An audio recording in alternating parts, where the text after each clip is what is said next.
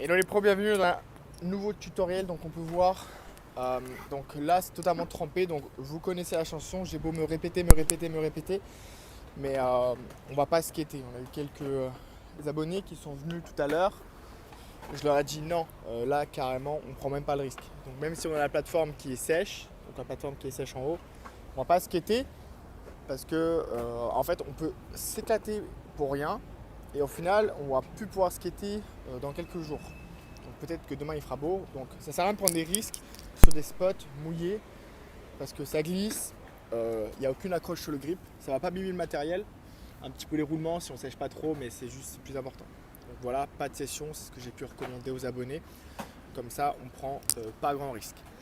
On peut voir, je vais prendre un plan d'en haut. Dans les vidéos précédentes, on avait vu ensemble comment mieux gérer son équilibre, comment mieux gérer le bol, mais on n'avait pas vu ensemble par contre comment prendre ces lines.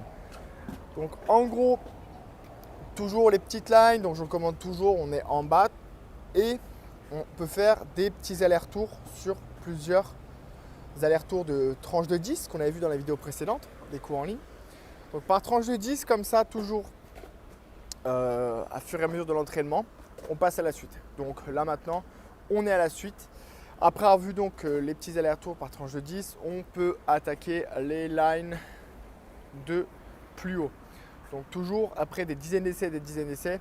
Donc là j'essaie de la faire un peu plus vite pour qu'on avance plus vite ensemble. On peut voir dans les cours précédents, la différence c'est que, imaginons on n'est pas parti d'en bas. Donc on est en bas et on continue par tranche de 10, par tranche de 10, par tranche de 10. Donc toujours quand on arrive début de chauffe dans le skatepark, on arrive directement en mode, on fait 10 allers-retours en droit et après, c'est entraîné, on peut faire des tours plus bas. Des tours en haut, des tours plus bas. Et on alterne fur et à mesure, c'est ce qui fait que l'entraînement, il va être plus constant et ce qui fait que ça va être plus facile. Donc en gros, c'est arrivé dans 99% de la majorité des cas des abonnés qui font cette erreur, qui arrivent, qui drop directement, on drop et on s'écrase par terre. Et la session, elle est annulée parce qu'on drop, on arrive là, on se fait mal et c'est terminé. Donc voilà, le plus important, on fait des allers-retours pour que ça soit mieux. Comme ça, on a un meilleur équilibre, on prend la confiance et ensuite on peut attaquer la descente. Et en fait, c'est ce qu'il y a de plus important. Donc, quand on descend, on peut partir directement d'ici. On peut prendre son élan ici. Hop, on se positionne et on arrive sur le bol. Donc, en gros, la différence, c'est que on va toujours prendre de large. Vous savez, le bol, c'est jamais on attaque directement. On part toujours gauche-droite, gauche-droite. Et c'est ce qui fait qu'on descend, on remonte, on descend, on remonte. Donc en gros, pour faire le tour, on va toujours prendre une descente, puis une remontée, puis on prend sur le côté pour reprendre une descente. Et c'est ce qui fait qu'on arrive mieux. Donc toujours, on n'est jamais en ligne droite. On peut voir, j'ai pas mal d'abonnés dans les cours que je suis, en fait, qui ont des problèmes sur l'élan.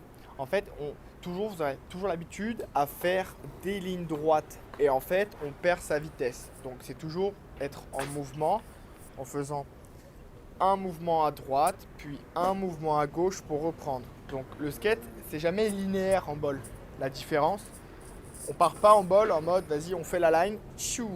Non, on fait un droite, gauche pour prendre et prendre. Donc, en gros, pour s'entraîner en line, contrairement en mini-rampe quand c'est droit, mini-rampe on est droit, bol on aura toujours tendance à partir plus sur le côté pour remonter.